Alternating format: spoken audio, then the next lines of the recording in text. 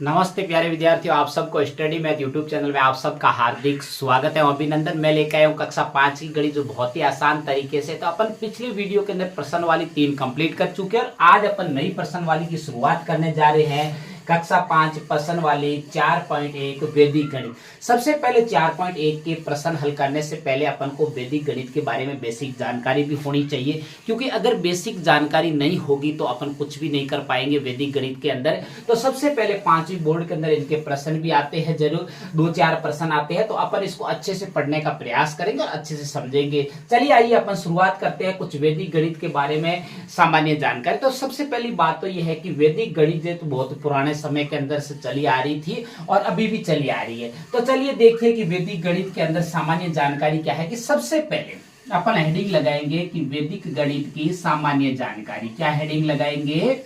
वैदिक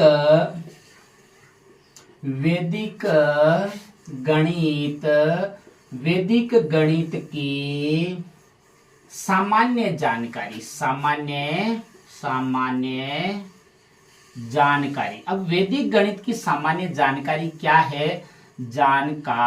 सामान्य जानकारी क्या है, इसके बारे में सबसे पहले अपन चर्चा करेंगे। चलिए आइए अपन देखते हैं, अच्छे से इसका देखने का प्रयास करेंगे।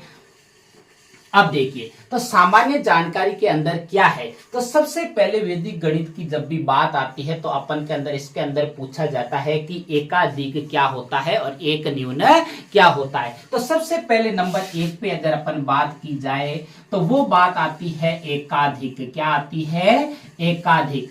अब ये एकाधिक क्या है? सबसे बड़ी बात तो ये बच्चों को अक्सर समझ में नहीं आता है कि एकाधिक है क्या। तो ये एकाधिक होता है, इसका मतलब होता है कि एक अधिक। क्या करना है?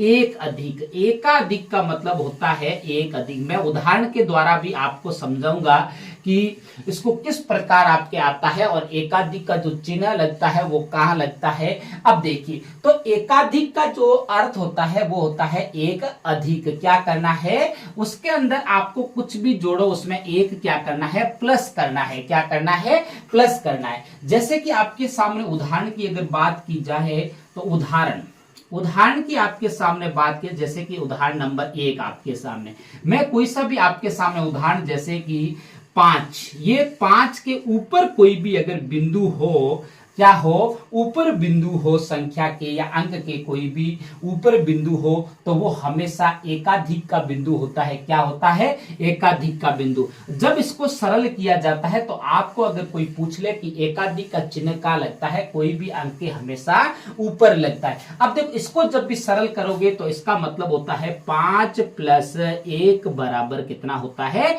6।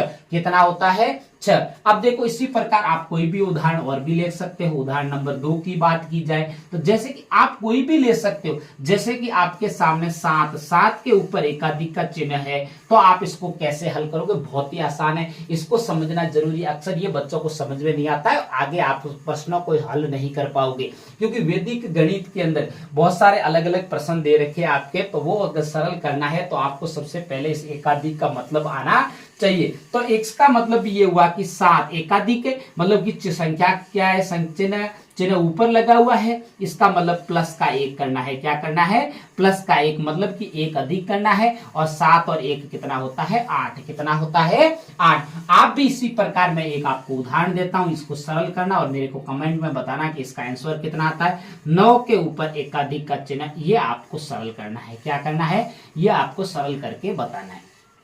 अब देखिए, नंबर 2 की मुझे उम्मीद है कि आपको एकाधिक का मतलब अच्छे से समझ में आया है कि एकाधिक का मतलब क्या करना है? एक प्लस करना है। अब नंबर 2 पे अगर बात की जाए, नंबर 2 की पर बात की जाए तो वो होता है एक न्यूनन। क्या आता है? एक न्यूनन। एक न्यूनन का मतलब क्या होता है? एक न्यूनन। अब देखो, एक न्यूनन का मतलब होता है एक कम। क्या होता है? एक कम। एक कम। अब देखो, एक कम कैसे करना है? मतलब कि आपको एक माइनस करना है। अगर दी गई संख्या हो, उस संख्या के अंदर एक क्या करना है? माइनस करना है। अब देखिए, एक न्यून का मतलब एक कम। अब देखिए, इसको भी अपन इसी प्रकार उदाहरण की तरह समझेंगे, उदाहरण लेके कि इसको किस प्रकार इसको हल किया जाता है और एक न्यूनन का जो चिन्ह है वो कहां पे लगता है, वो सबसे बड़ी बात है। तो अपन उदाहरण से इसको समझते हैं। उदाहरण आपके सामने है। जैसे कि आपके सामने उदाहरण आ गया 5 के, जब भी कोई नीचे चिन्ह बिंदी लगी हुई हो तो वो एक न्यूनन की बिंदी लगी हो या एक न्यून की बिंदी लगी हो, जिससे इसका मतलब इसको अगर सरल करेंगे तो इसका सरल करने पर आएगा 5 माइनस का 1 बराबर आपका आंसर आएगा 4। कितना आएगा? 4। ये सबसे बड़ी बात होती है, बच्चों को अक्सर अगर ये समझ में आ जाता है तो प्रश्न करने में बहुत ही आसानी होगी। अब देखिए उसके बाद में उदाहरण नंबर 1 हुआ और उदाहरण नंबर 2 की बात की जाए, जैसे कि ये भी उदाहरण ले लो, कोई भी आपको 7 के नीचे एक न्यूनन का अगर चिन्ह है तो अब आपको क्या करना है, तो 7 माइनस का 1 बराबर कितना होगा? 6। कितना होगा? 6 होगा। अब देखो उसके बाद में आप भी इसको सरल करना, जैसे कि आपके सामने आ गया 9 के नीचे बिंदिया, इसको आप सरल करके कमेंट में बताना कि इसका आंसर क्या आएगा। तो ये है एकाधिक और एक न्यूनन, जिसका मतलब होता है कि एकाधिक का मतलब एक अधिक और एक न्यूनन का मतलब होता है एक कम। तो मुझे उम्मीद है कि आपको अच्छे से समझ में आया है। तब तक मेरे स्टडी मैथ यूट्यूब चैनल पर बने रहे। नमस्ते।